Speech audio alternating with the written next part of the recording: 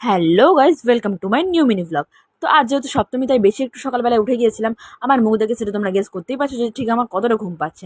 আর তারপর বাইরে বেরিয়ে দেখলাম, বাপরে এত মারাত্মক রোদ দিয়েছে, কি আর বলবো।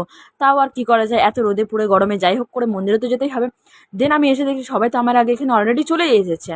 আর তারপর এখানে দেখলাম অলরেডি কলা বইয়ের এখানে পুজো শুরুও হয়ে গিয়েছে। আর আমাদের এখানে কাছাকাছি এতগুলো দুর্গাপুজো হয়, সেই জন্য দেখছিলাম 3 ঘাটে অলরেডি 3টা কলাবউ পুজো করা চলছে। আর তারপর কি আমাদের কলাবউকে স্নান করা হয়ে গেল এখানে। আর তারপর কলাবউকে এখানে সবাই মিলে বরণ করে নিল। আর তারপর সবাই মন্দিরে যাওয়ার জন্য রওনা হলো। আর আমি বাড়ি এসে একটু রেডি হয়ে গিয়েছিলাম, কারণ আমি এখন বন্ধুদের সাথে ঘুরতে যাবো।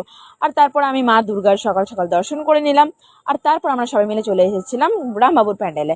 দেন এসে একটু বেশি ঢং করছিলাম, তারপর ঢুকে পড়লাম প্যান্ডেলে। আর সত্যি বলতে সকালবেলা তো এতটাই ভিড় ছিল, প্রচণ্ড ভিড়, ভেবেছিলাম খালি থাকবে। আর তারপর চারিদিকটা ভালো করে দেখছিলাম, আমার মায়ের মূর্তিটাও খুব সুন্দর হয়েছিল। আর এখানে বেশ কি একটা পুজো চলছিল। আর তারপর প্রচণ্ড গরম লাগছিল, সেই জন্য নিয়ে নিলাম মাজা।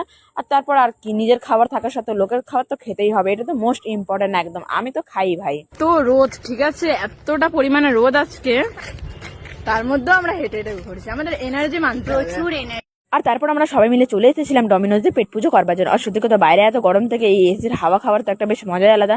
দেন আমরা সবাই মিলে ওয়েট করছিলাম পিজা জন্য। দেখতে দেখতে আমাদের পিজা এখানে চলে এসেছিল। দেন তারপর এখানে শুরু হলো হ্যাংলামোর মতন খাওয়া দাওয়া। আর সত্যি কথা, পিজাটা কিন্তু খুবই সুন্দর হয়েছিল খেতে। আর আমার কি স্বভাব তো যায় না, সবার কাছ থেকে তো আমার খাবার খেতেই হবে। আর এই কাপ কেকটা মারাত্মক বলছি, খুবই ফালতু ছিল খেতে। দেন আমি এখানে কোক খেয়ে নিলাম, আর আজকের খাওয়া দাওয়া এখানে এন্ড করলাম। দেন আমরা বেরিয়ে পড়লাম ঠাকুর দেখতে যাওয়ার জন্য আবার। আর আজ তো আমরা ভরপুর এনার্জি নিয়েই বেরিয়েছিলাম একদম ঠাকুর দেখতে যাবো, তাই খেয়ে আবার বেরিয়ে পড়লাম ঠাকুর দেখবার জন্য। আর এখানে থিমটা হয়েছিল আমি সেই মেয়ে। আর এখানে লোকেশনটা হচ্ছে তোমার মালঞ্চ বিবেকানন্দ পল্লী। সত্যি কথা, প্যান্ডেল ঠাকুর দুটোই একদম খুব সুন্দর করেছিল। দেন আমরা উঠে পড়লাম টোটোতে। তো আজকের মিনি ব্লগটা এতটাই, তোমাদের সাথে দেখা হচ্ছে আবার নেক্সট পরের মিনি ব্লগে। আজকের মতন টাটা।